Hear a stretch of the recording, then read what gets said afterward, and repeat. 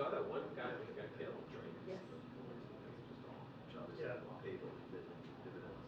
Right. Well, it took some social media. Like putting in By yourself?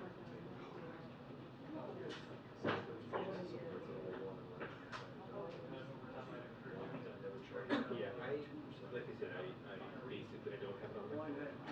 I occasionally will call up, open up a browser and, call it up, but, That sounds good.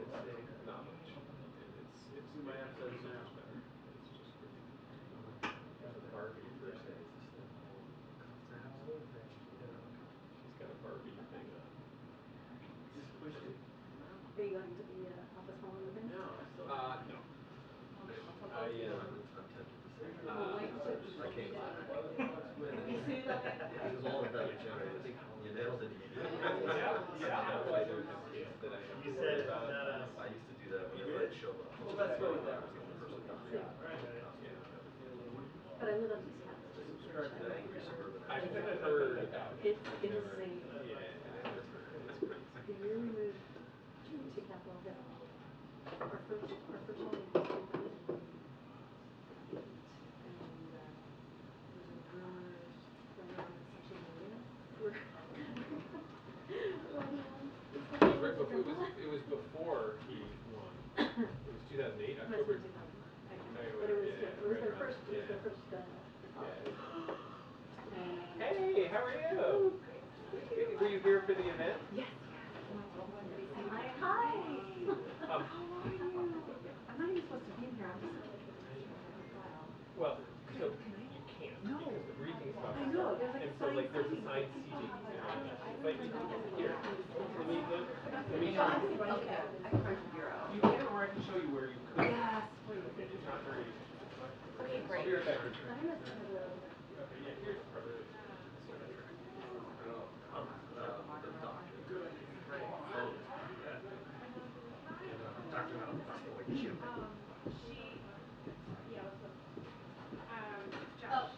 Okay. The red security.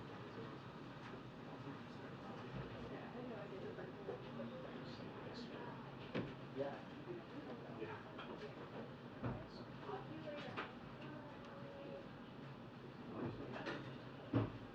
Guess we're done.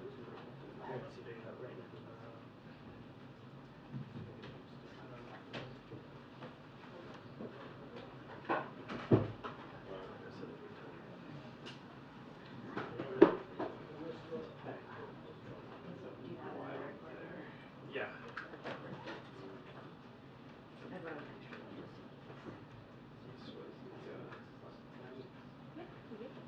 Can I just give you the whole bag? Yeah, of course. If you don't mind. No. And that was split six. Okay, cool. And so yeah, it was a couple questions answered at the very end. They seem very concerned about, they're asking about this. Very concerned with what seems most audible. My mic is right there, but there's a lot of shouting.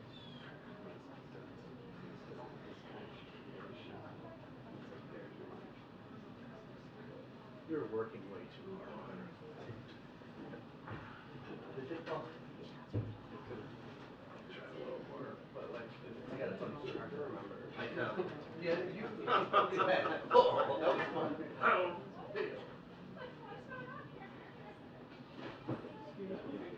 Hey, everybody. Hi, Silas. Yeah, so I hear. Hey again.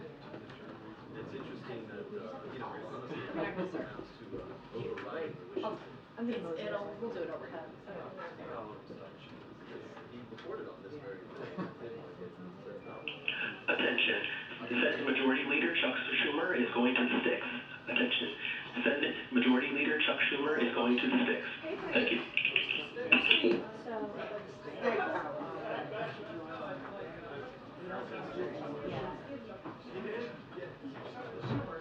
Sorry. no, you go. Sure? Yes. Where's Chuck Schumer?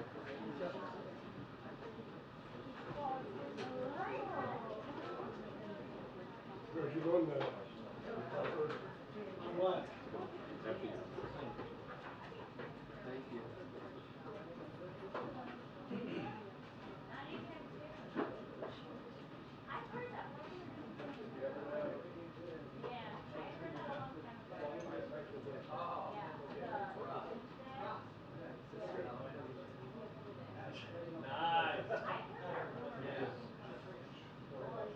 all dead. Yeah, it's good now. Yeah, I don't know. I mean, I don't know. Maybe. Maybe. Wouldn't be bad if you could.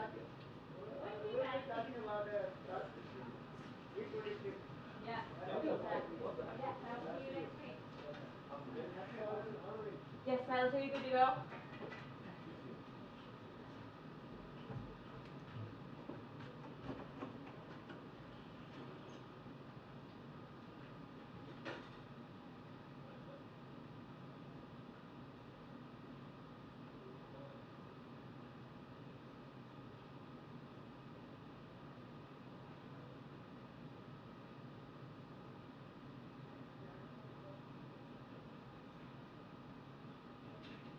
They're gonna delay the briefing, right? Yeah, with Chuck Think so, Schumer. right? Yeah, I think so. Just in case. I'm gonna leave this cook's camera. I'll watch. I think it's gonna be posted right after the event. Huh? So is it there yet? Oh, I have no idea. No idea. Oh, yep. Sorry, just doors.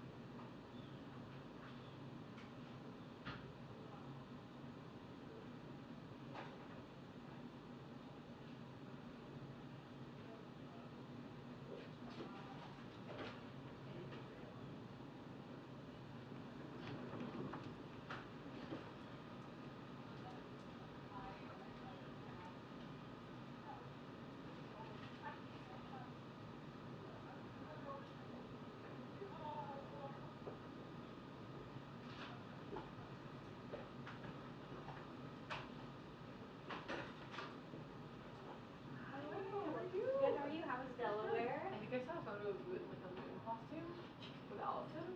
I was like, I think I know her. But it was really good. I liked it a lot. I looked like twice and I was like, oh, that's a unique Maybe you costume. feel like the full, like, Yeah. moonness of the costume. Yeah. But I really liked it. thank I was you. like, that's something My different. boyfriend was an astronaut. Oh, so. cute.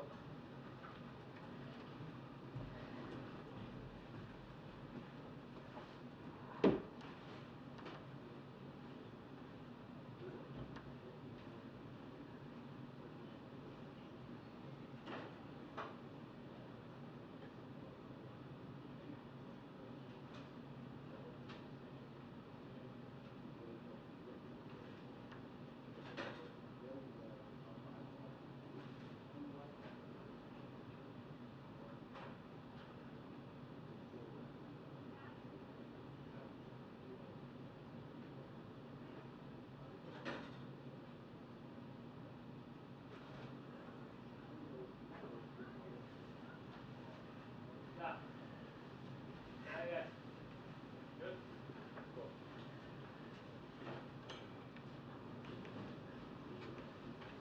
Okay. What are you doing, Dave?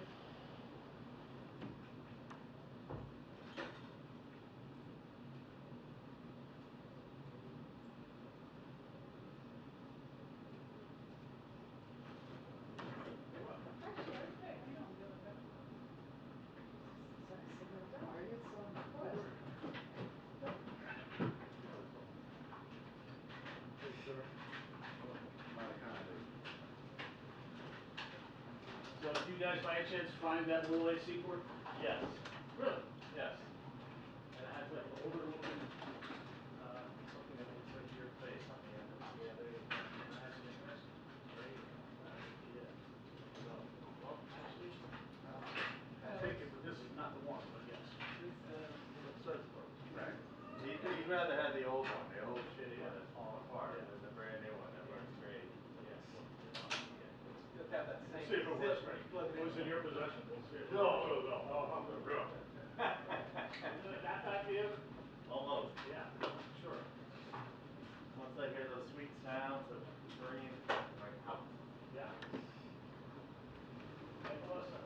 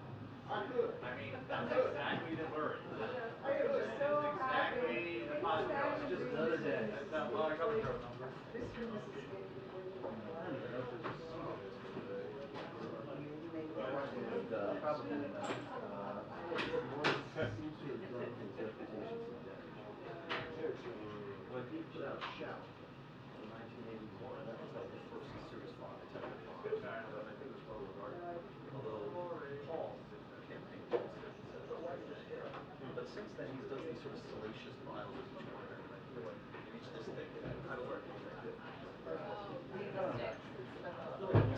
No, I can't. Yeah, go ahead.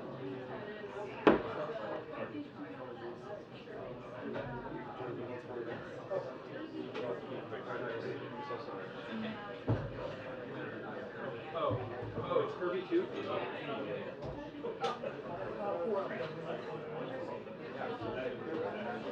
There we go. Somebody gonna take questions. Yeah, you did. On the one subject, you can take questions. Yeah.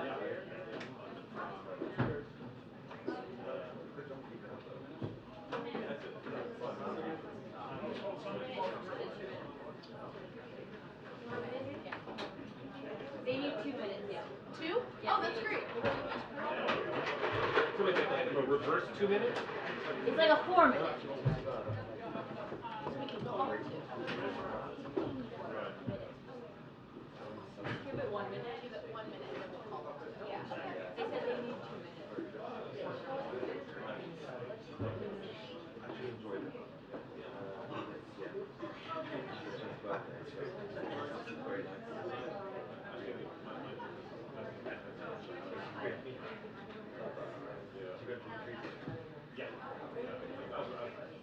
You will be as well.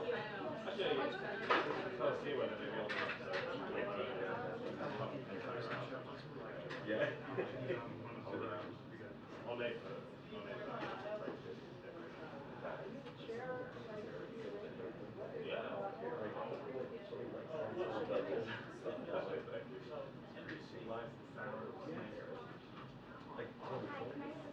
This year? Yes. I can't since I left.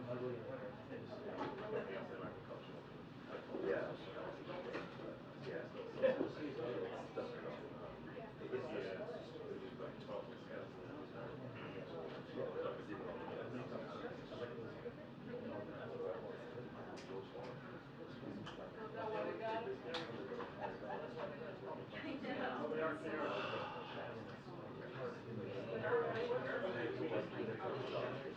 What were you going to ask him, Brian? What were you going to ask him? You guys could be putting the police line up for each other. Attention, the press briefing will begin in 2 minutes. The press briefing will begin in 2 minutes. Thank you. Oh, yeah, I heard that, right. It's a time thing. Yeah, that's, so I shouted it out at Andy just now. Wait for this one. I think this is the question that I'd like to answer if I somehow. I don't know whether it matters.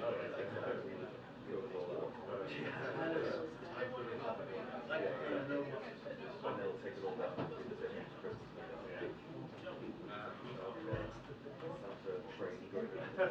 is a very sensible. How are you? Yes. No. And I smell with a lack thereof.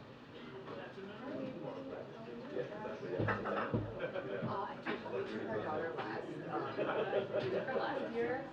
She was like 6 months old last year. She's gonna have her second year, and it was like right in the middle. But she went. She's still too young.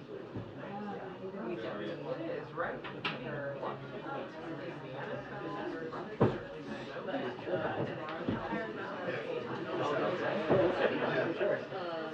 I was thinking Good. These guys aren't fucking.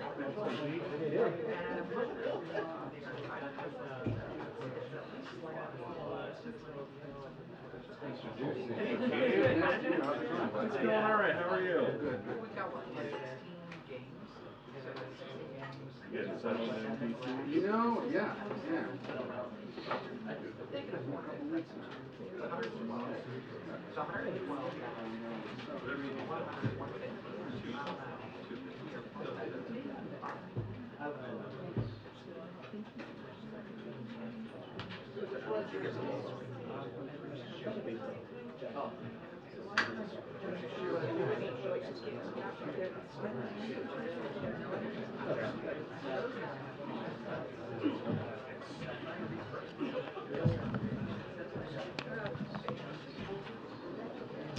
Give folks a couple of seconds to settle in.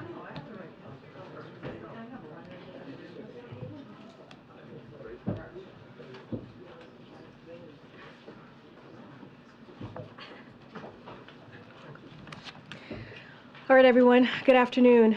Good afternoon. Thank you. Since the October 7th Hamas terrorist attacks in Israel, we have seen an alarming rise in reported anti-Semitic incidents at schools and on college campuses. There's no place for hate in America, and we condemn any anti-Semitic threat or incident in the strongest terms. We're also closely monitoring and concerned by the reports of anti-Semitic threats at Cornell University. To the students at Cornell and on campuses across the country, we're tracking these threats closely. We're thinking of you, and we're going to do everything we can on both at Cornell and across the country to counter terrorism, anti-Semitism. Today we announced that the Biden-Harris administration is taking multiple actions to address this alarming rise. President Biden has been clear. We can't stand by and stand silent in the face of hate. We must, without equivocation, denounce anti-Semitism. We must also, without equivocation, denounce Islamophobia. Following the October 7th attack on Israel, DHS and DOJ have taken steps to ensure campus law enforcement is included in engagements with state and local law enforcement and have taken numerous steps to provide outreach and support directly to campuses. The Department of Education is expediting the process of making it easier for students and others who experience anti-Semitism, Islamophobia, or other discrimination to file a complaint under Title VI of the 1964 Civil Rights Act. In addition, this week, senior administration officials are meeting with Jewish leaders and universities to discuss the threat of anti-Semitism on campuses and what the administration is doing to act. In the upcoming days and weeks, the administration will continue to work to combat anti-Semitism and all hate-fueled violence on schools and also on college campuses. Turning to the announcement that the president just made a short time ago, following the president's signing of his historic executive order on AI, Vice President Harris will travel to United Kingdom to advance the administration's work to ensure the safe and responsible use of AI. On Wednesday, the Vice President will deliver a major speech in London outlining the Biden-Harris administration's vision for the future of AI and the steps we are taking to realize that vision. On Thursday, she will continue advocating for this approach and will participate in the Global Summit at AI Safety, where she will make clear the United States is committed to lead on AI. She will also meet with Prime Minister Sunak in London and other leaders to continue our close consultations on the conflict between Israel and Hamas and Russia's war in Ukraine. And finally, a new feature in the briefing room over the next few weeks, we're going to be putting a spotlight on the first 10 drugs selected to price negotiations through Medicare thanks to President Biden's Inflation Reduction Act. And for 10 days, we'll talk about how lowering costs for each of these drugs will lower costs and also save lives. First up is Eliquis, a drug used to treat blood clots that nearly 3.5 million Medicare recipients took last year. In 2022, in that year alone, Medicare Part D enrollees spent over $1.5 billion in out-of-pocket costs on this drug. And at the same time, Big Pharma made record profits. Manufacturers of the drug executed more than $97 billion in stock paybacks and spent over $172 million on lobbying since the drug was launched. President Biden and congressional Democrats took on Big Pharma and won, so seniors don't have to choose between health care and other basic needs. For example, a senior from Texas, her name is Myra, wrote to President Biden and said bringing down the cost of Eliquis below the $700 her family pays could mean that her husband can finally fill his prescriptions without having to worry about whether they can pay rent. And because of the Inflation Reduction Act, millions of people will see lower prescription drugs costs. Now, before I turn it over to Admiral John Kirby, who's going to give us an update on what's going on in the Middle East, I wanted to say welcome back to Zeke, and congratulations on your baby boy. It's good to have you back in the briefing room. It's been too long. And with that, Admiral Kirby. Thank you. Afternoon. Obviously, it goes without saying that we continue to closely monitor events in the Middle East and the conflict between Israel and Hamas. Of course, the President remains continually briefed, was briefed throughout the weekend, and of course, again this morning, and as I think you know, he spent some time yesterday on the phone with Prime Minister Netanyahu and with President Sisi of Egypt.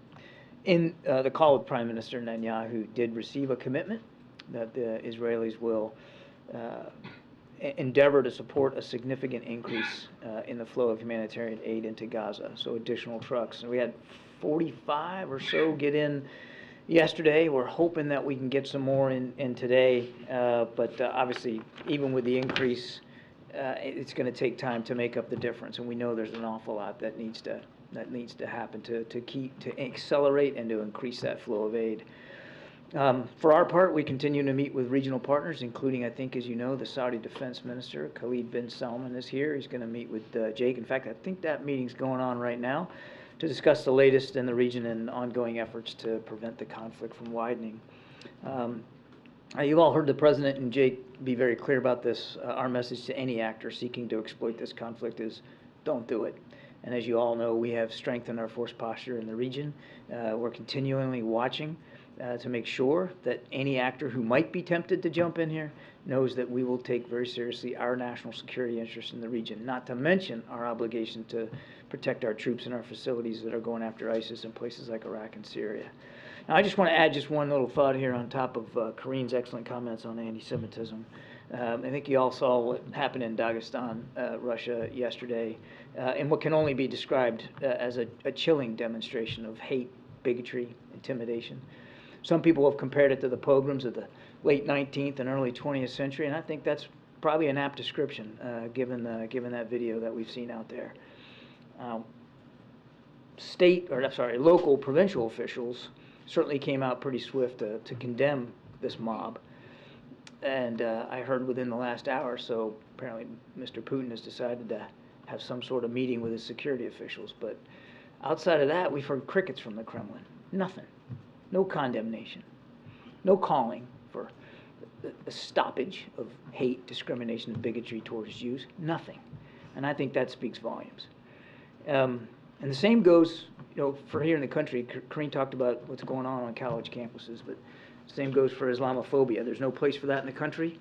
It must be condemned equally as strong, and we all need to work with might and main to stop that kind of hate as well. Thanks, John. Over the weekend we saw the... I think that is like the coolest ringtone. I am a NASCAR fan, so like that, you've got to tell me where you got that, man. That is freaking amazing. So over the weekend we saw the stepped-up Israeli ground offensive in Gaza. Yeah. Does the U.S. at this point consider that, or when the President spoke with Prime Minister Netanyahu yesterday, do you consider an invasion of Gaza at this point? And does the U.S. What is the U.S. assessment right now of the Israeli objective in Gaza, the military objective there? And does the U.S. believe that eradicating Hamas militarily is achievable? Well, there's a lot there.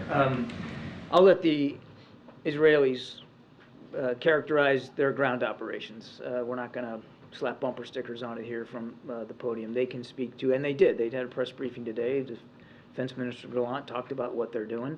And by all accounts, it appears that what they're trying to do is really put a lot more pressure on Hamas leaders.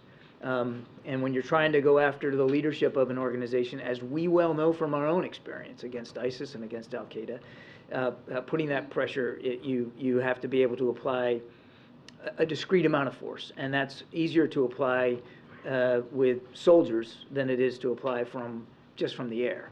So that's what they have described what they're doing, and I think I'll leave it to them. Now, as for your question, can you defeat them, I think is how you put it.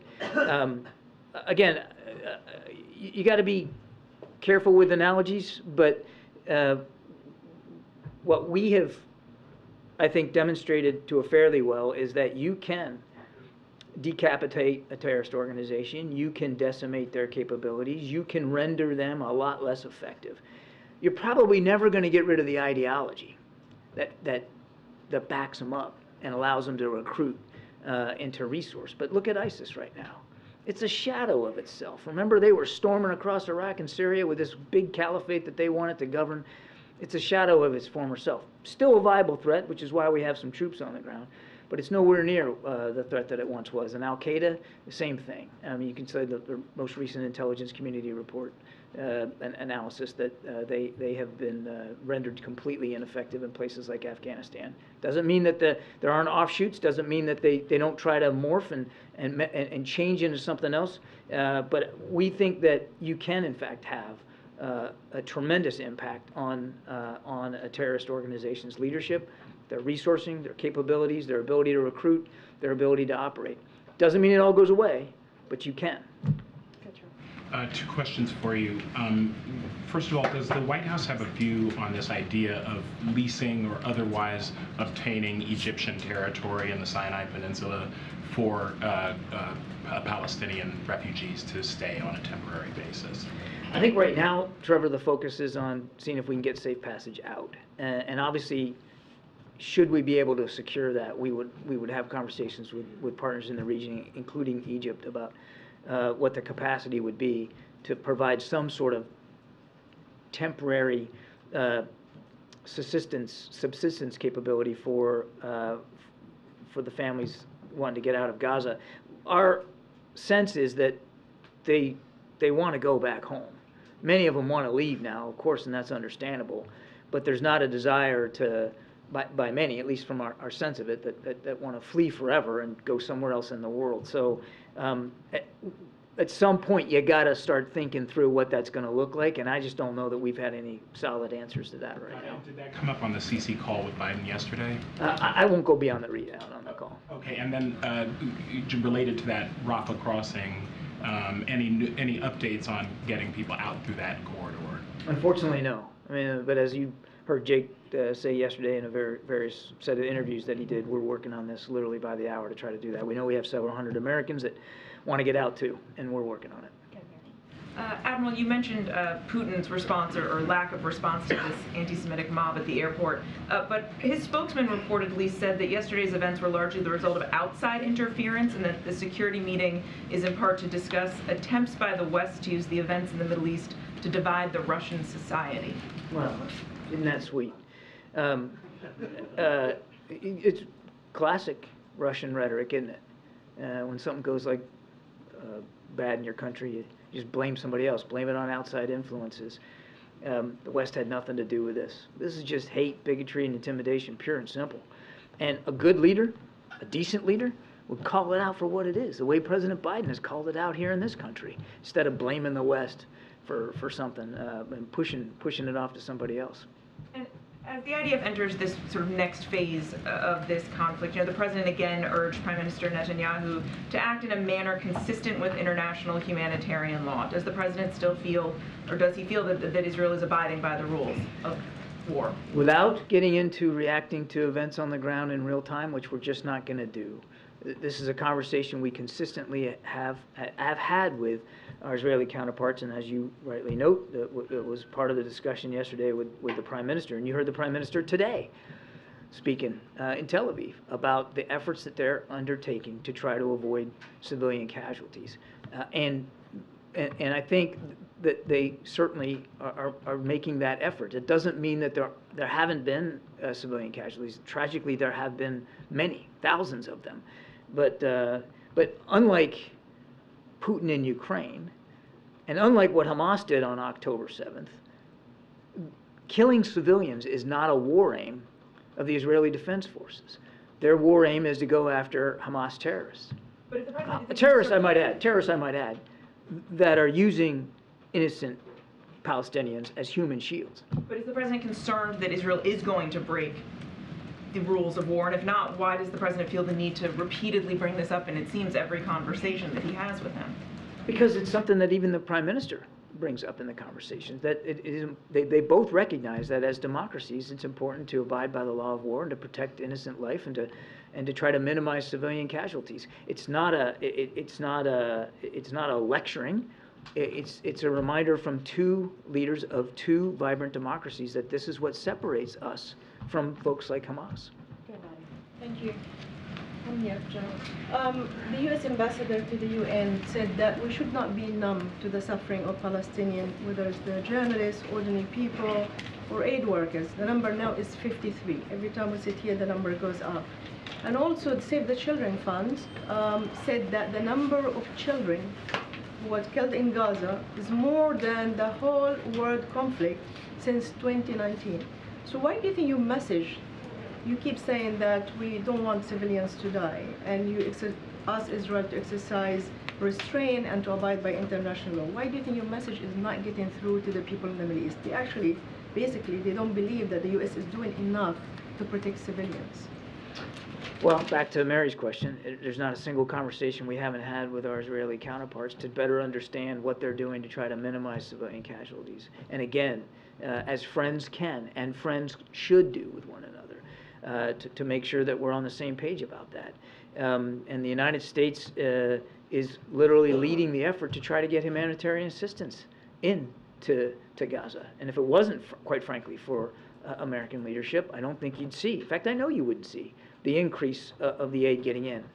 Again, we know there's a lot more that needs to be done, but it's because of American leadership on the ground and American convening power that we're able to get that aid in and try to see if we can sustain it. We're working very hard at this. I just want to repeat it. Every single innocent life lost is a tragedy.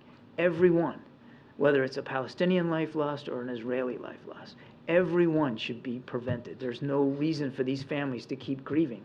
And we're going to keep doing everything we can to work with our Israeli counterparts on the minimization of civilian casualties. Just one more quickly. On the meeting with the defense minister, Saudi defense minister, yesterday Jake Sullivan said that we should talk about the future two-state solution.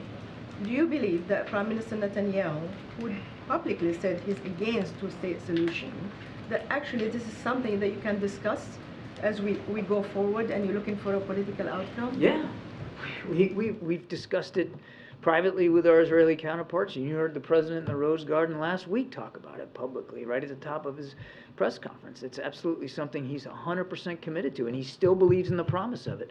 Though it may seem a little bit more illusory now, we still believe it's the right thing to do for the region, for the world, certainly for the Palestinian people. Go ahead, April. For both of you or for John, you have a historic coupling with DHS, DOJ, the Department of Ed with this civil rights law when it comes to anti-Semitism and Islamophobia on these college campuses. Because of this historic coupling, will there be stiffer penalties now? I'm talking about the penalty part for those who are carrying out hate and terror, as Karine said in her opening statement. April, I'm not sure I'm qualified to answer that question. That's a little bit out of my swim lane, I'm afraid. That's going to be up to DOJ. But you went beyond just hate. You went into terrorism. Yeah, tied to anti-Semitism, right? That's what I was talking about, and also Title VI of the Civil Rights Act. So, look, that's going to be something that DOJ is going to decide on, right? We're talking about Title VI under the Civil Rights Act of 1964, right? That's what we're saying, that people, as they deal with what's happening in these campuses, that's kind of the path that we're going to try and deal with this. Again, DOJ, Department of Justice, is going to deal with the penalties and how they move forward on that. We're just not going to speak to that from here. Not beyond hate, though, but terrorism. What I was saying, anti-Semitism, right? It is unacceptable. That is what we've been seeing in these college campuses, and that's what I was referring to. Okay. All right, Gabe, go ahead. Admiral, I'm sure you saw the number of pro-Palestinian rallies around the world throughout this weekend. How concerned is the White House that these demonstrations will spiral out of control? No, we believe in the right of peaceful protest, even if it's, espousing ideas we don't agree with. But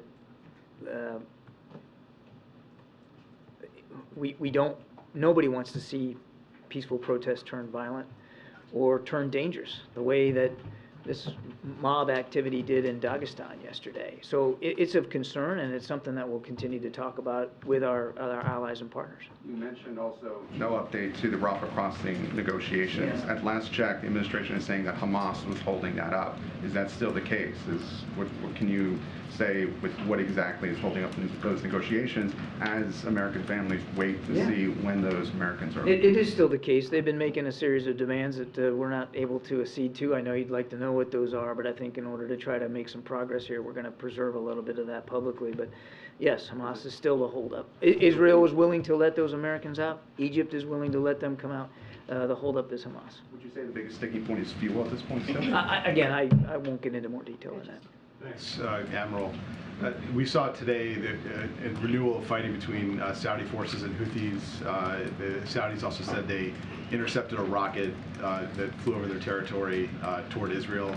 Are you seeing this activity in addition to what's been going on with Hezbollah in the north of Israel as Iran directing their proxies to ramp things up now that the ground offensive is underway? I don't think we know enough about these recent attacks that you're talking about to make a call here. Obviously, the Houthis have been backed and supported by Iran, but I can't tell you with any specificity whether they were specifically involved in directing these. I want to make it clear before anybody suggests that I'm somehow walking away from complicity by Iran. We know that they back and support and resource the Houthis. Same with Hamas, same with Hezbollah, same with these militia groups in Iraq and Syria. We've not backed away or shied away from calling it like we see it, but with these particular reports, I couldn't be certain. Thank you. So on Friday, the UN General Assembly called for a humanitarian truce. 120 countries voted for it. The United States voted against it. The death toll in Gaza keeps rising. Is the U.S. at any point calling for a humanitarian ceasefire? We do not believe that a ceasefire is the right answer right now. We believe that a ceasefire right now benefits Hamas. And Hamas is the only one that would gain from that right now as Israel continues to prosecute their operations against Hamas leadership. What we have said should be considered and explored are temporary localized humanitarian pauses to allow aid to get to specific populations and maybe even to help with the evacuation of people that want to get out, move more to the south. We do support that. We do not support a ceasefire at this time. Are you afraid of being isolated in this? I mean, of being at odds with the international community? I will let other nations speak for their prerogatives on this. President Biden has been crystal clear about where we are on this. It's about making sure Israel has what it needs to continue to defend itself and to go after these Hamas leaders. It's about making sure humanitarian assistance can get in to the hundreds of thousands of people that need it, and it's about trying to find and get out hostages that Hamas is holding. Those are the three things we're focused on. As you continue to see U.S. military assets targeted in Iraq and Syria, can you say whether the concern about this war broadening out into a greater regional conflict, is it greater now than, say, a week ago? I don't know that I'd put a percentage on it, MJ. We're deeply concerned about that potential, which is why we have done everything we can to send a strong signal of deterrence to prevent that. In fact, if you just look at the decisions the president has made, they're all designed to prevent a deepening conflict, a widening conflict, any kind of escalation. The force posture that we've added to the region, the conversations that he continues to have with world leaders, certainly there in the region, everything we're doing is to try to prevent that. But it is still of concern. Can you say whether there's any kind of assessment at this point on the video that was released by Hamas just earlier today featuring 3 women who appear to be held hostage by Hamas? We're not able to independently verify the authenticity of those videos. We're also not in a position to refute their authenticity. It's beyond reprehensible that Hamas would put these videos out there like that. I guess on one hand, for the families, I suspect that it would at least answer a question about their loved ones, but I can't imagine the added anguish and pain that it causes them to see their loved ones in such a state. I mean, but it's reprehensible that they would do that. And there remains no sort of proof of life video featuring American citizens as far as U.S. officials are concerned. Not that I'm aware of. A question and a follow-up. First, can you confirm reports that the U.S. believes Israel took steps over the weekend to shut down Gaza's phone and internet communications, and that it was the U.S. that convinced Israel to reverse those measures? I would just tell you that we're glad to see that the internet connectivity was restored. You know, for 34 hours, the majority of Palestinians in Gaza had no way of reaching each other or the outside world. Emergency phone lines were down. The New York Times says paramedics were left driving toward the sound of explosions, and people were left to die in the street. What is your response to that? Is that upholding the laws of war? This is why we were glad to see the internet connectivity restored, so that first responders could do their job, so that journalists could do their job, so that more information could pass to the hands of innocent people in Gaza who want information about where to go, where not to go. I mean, we're glad to see that got restored, and yes, we were part of the conversations that led to that restoration. Phil? Thank you. I've got one question and then a quick follow-up. Israel recalled its diplomats from Turkey after the Turkish Prime Minister said that Hamas is a liberation group and called Israel a war criminal. What is the President's response to that kind of rhetoric from an ally? Well, we'll certainly let President Erdogan speak to his comments. We don't have to agree with everything he says on every issue to still maintain the fact that he is an important NATO ally and has had a very positive influence, particularly on like the Black Sea grain and trying to help get that out there. But we do not associate ourselves with those comments. And then you were asked about a two-state solution, and you noted that the administration has had consistent conversations with Israeli counterparts towards that end. Has the administration had similar conversations with Palestinian leaders? Are there any Palestinian leaders or groups that the White House has identified who would be constructive in those types of talks? We absolutely have, particularly with President Abbas. In fact, when we took office, there had been almost no relationship with the Palestinian Authority by the previous administration, and we worked hard to restore that relationship and to try to get those conversations going. So yes, we absolutely have. So that's President Abbas is the one that the administration would like to see the Israelis negotiate with at a future date. We're not at a point right now on negotiating over a two-state solution. So I think you got the cart way in front of the horse right now for where we are. But we have had conversations with Palestinian officials, including President Abbas, at President Biden's level about the need to continue to pursue a two-state solution. We have to wrap up. Thank you so much. Admiral, you said the President got a commitment from Israel that they would allow a significant increase of aid to come into Gaza. Can you be more specific? How many trucks are we talking? What would be an appropriate amount of aid or trucks according to the White House? Well, I think this first phase that we talked to the Israelis about is trying to get it up to about 100 a day. But that's a first goal. We know that even that, which is a dramatic improvement over where we are right now, is still not going to be enough. So we're not going to let it go. We're not going to drop it. We're going to continue to try to see what we can do to increase that volume. But initially, it's about 100 a day, and with a lot of hard work and continuing to build on issues of trust and being able to verify what's in these trucks, we're confident that we can get there in coming days. All right, James in the back, you have the last question. That's very kind. Thank you very much.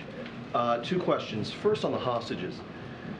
More than 3 weeks have passed now since the original Hamas attack and the seizure of hostages. How many Americans have you confirmed in that time are actually hostages? Less than 10. That's not a number.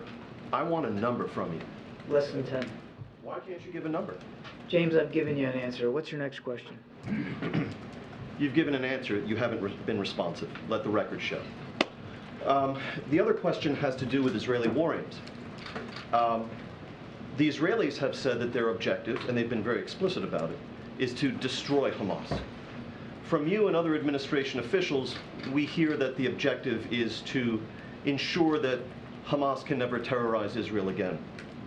Those are two different objectives.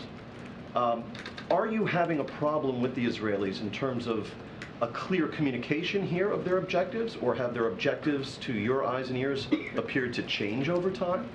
No, and no. So does the United States support the goal of destroying Hamas? We support what Israel is trying to do to protect their citizens from the threat of Hamas. And James, I think you know this, we aren't on the ground fighting in this war. There's no intent to do that. These are Israeli military operations. They get to decide what their aims and strategy are. They get to decide what their tactics are. They get to decide how they're going to go after Hamas. We're doing everything we can to support them, including providing our perspectives, including asking them hard questions about their aims and their strategy, and the kind of questions we'd ask ourselves.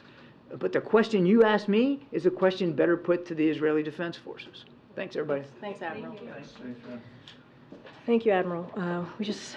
Because of the events happening on the South Lawn, we don't have that much time. Zeke, you just want to?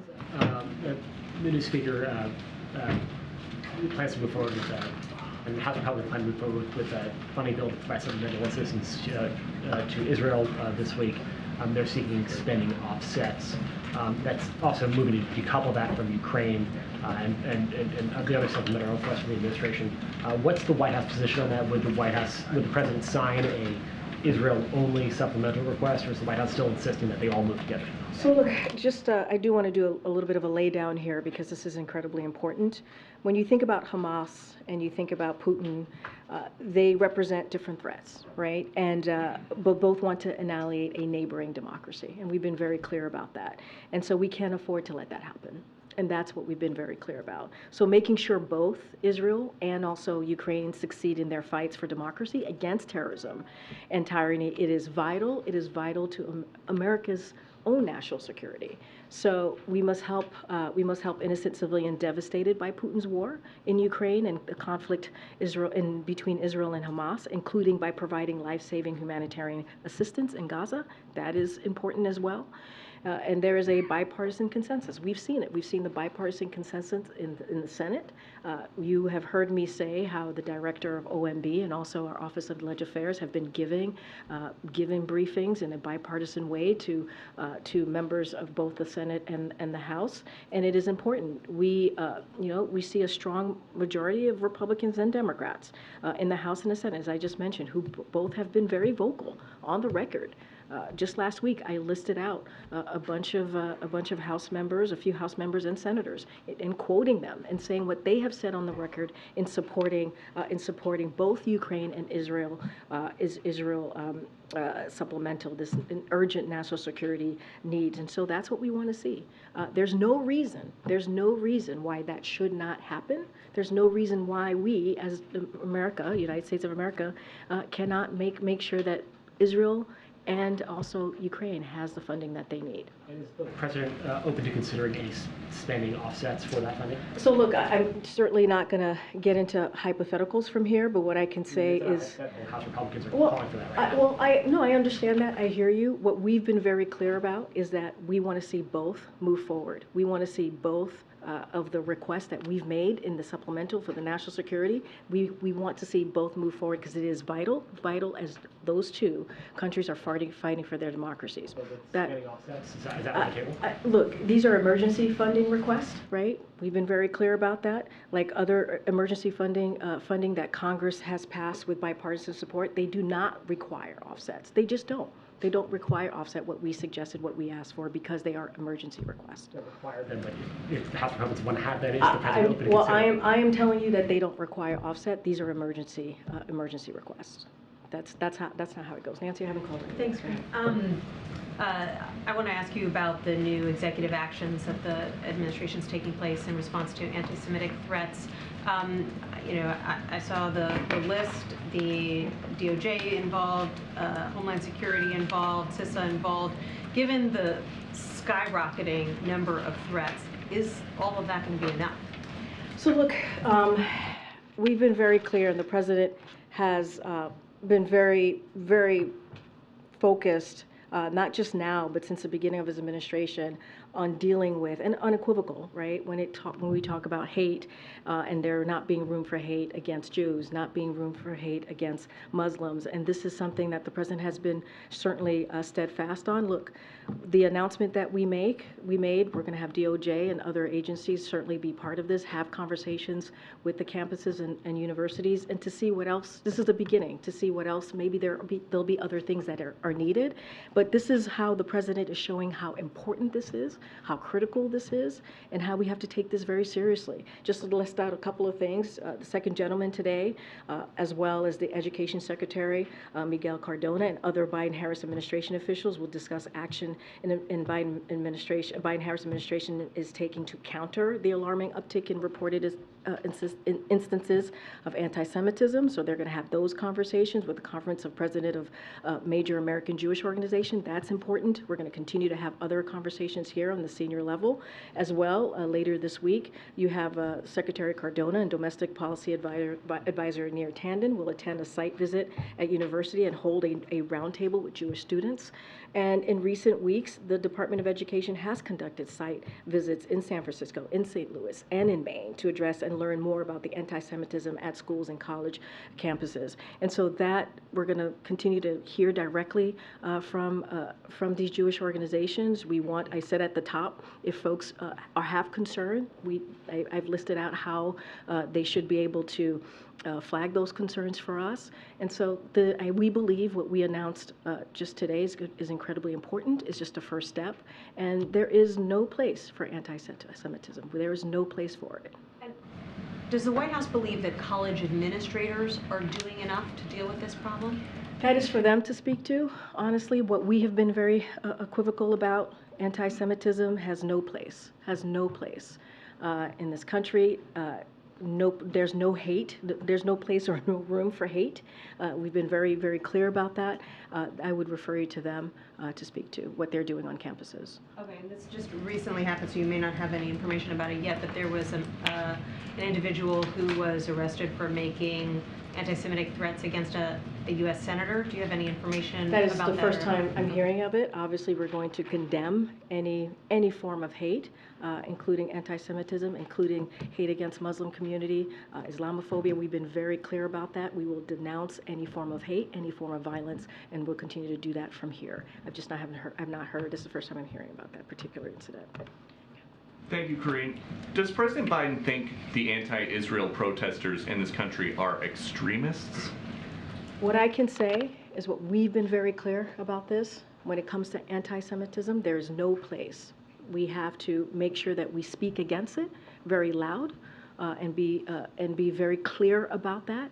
Remember, what the president when the president decided to run for president is what he saw in Charlottesville in 2017, when he saw neo-Nazis marching down the streets of Charlottesville with vile anti-Semitic just hatred. And he was very clear then, and he's very clear now. He's taken actions against this over the past 2 years, and he's continued to be clear. There is no place for this type of vile and despite this kind of rhetoric. And we hear you guys, though, talk about extremists all the time. It is usually about MAGA extremists. So what about these protesters who are making Jewish students feel unsafe on college campuses? Are they extremists? I've been very, very clear. We are calling out any form of hate. Any form of hate. It is not acceptable. It should not be acceptable here. And we are going to continue to call that out. And let me be very clear. This is a president that has continued to have that fight in his office, in this administration. You know, when he repealed Trump's Muslim ban on his first day in office, that is something that this president did. He also established an inter-policy committee to counter Islamophobia, anti-Semitism, and related forms of bias and discrimination. We have taken this very, very, very seriously, from the president all the way on down. Does President Biden look at these anti-Israel protests on college campuses and think it's nice to see that the country's youth are so involved, or does he think the next generation is doomed? Here's the thing. There's no place for hate in America. No. I'm telling you, there's no place for hate in America, and we condemn any anti-Semitic threat or incident in the strongest terms. And you heard me say at the top, I gave a message to students who are feeling under threat right now, right? You know, we're tracking these threats very closely. We are there for them. No student should have to be able to go to class, live on campus in fear. And, you know, these incidents, these reported anti-Semitic incidents at schools and on campuses, that should not be. We have to condemn them. We have to condemn them. That's great. Could you tell us more about the president's meeting with lawmakers on AI tomorrow that he alluded to in his remarks? Who will be in attendance? I know Senator Schumer will be one, and what exactly is going to be on the agenda? Like, is he recommending pieces of legislation they should pass? So yes, as you know, the president signed this executive order, and it is a comprehensive executive order that the president was able to sign today. You saw him do that on camera, and the thing about that is it not only shows his leadership here in this country, but globally. And you're going to see the vice president obviously go to the United Kingdom to speak, to make a major speech at the global summit. So the president's going to have conversations with members of Congress as they move forward. You heard from Senator Schumer just now as they move forward in pushing legislation to deal with AI. And we believe this is an important step forward. What the president did today was just the first step. And it is comprehensive. It's something that we have not seen any global leader do. And now we need Congress to take action, to actually take legislation so we can actually put some laws into place. And so I'm not going to get into specifics on the agenda. We don't have anything to read out on any meeting. But the president, again, is going to lead on this effort as you saw him today, and as he's done in the past several months. We have to wrap up. Go ahead. Also on AI, is the White House experimenting or using AI in any way right now? I don't have anything to report on the White House experimenting ourselves with AI. I don't have anything on that. You're not AI, you're the real deal, right? I don't know. Go ahead, Karen. The administration's withholding over $7 million from Ohila, the loan servicer, after they failed to send billing statements out to 2.5 million student loan borrowers. And there were 800,000 borrowers who were delinquent then on their loans because of these glitches. How concerned is the administration about these problems persisting as the student loan repayment continues? And do you know how many millions of Americans might be caught up with some of these errors right now? So it's a very good question. I don't have a number of we don't have a number right now to share on how many Americans student borrowers are being affected by the glitches. Obviously, this is something that we take very seriously. This is something that Department of Education is dealing with as we speak to the glitches. Just don't have any specific numbers. As quickly, I asked you about this in July because Republican and Democratic senators had warned about this midsummer. They sent a loan to some of these service providers, or sent a letter to the loan servicers saying that they were going to be poorly prepared for the restart, and they were worried about problems like this. Why are these issues happening? Was this surprising to the White House that there are now problems when the repayment started? So want to get more information and get this more into context before I answer you on this question. Obviously, again, when it comes to the glitches that you're mentioning, we want to make sure this process is easy and smooth. So obviously we take this very seriously. I just don't have any details or specifics or data to share with you at this time. I want to go back to my team and connect with the Department of Education to get an exact understanding of what's going on. So I want to be actually really straightforward with you on that because it's important. I know. Just another quick one on artificial intelligence. It's one of the subjects of the culinary union's bargaining again with the Las Vegas hotel and casino operators. Does the White House support their effort to get some kind of rules in place to prevent job displacement from AI? So look, as you know, collective bargaining is incredibly important. The president believes in that, especially when both sides come together in good faith. And that's what we want to see. It is up to them. It's up to the union to decide what is important for their members. So I'm not going to get into negotiations. I'm not going to get into specifics. What I can do is speak to what we just saw. We saw a signing ceremony. The president signed an executive order. As we know, AI is the most consequential technology of our time. And so we have to take this seriously. And if you want to realize the promise of AI and avoid the risk, we need to govern this technology. And you saw today the president leading on this issue not just here in this country, but globally.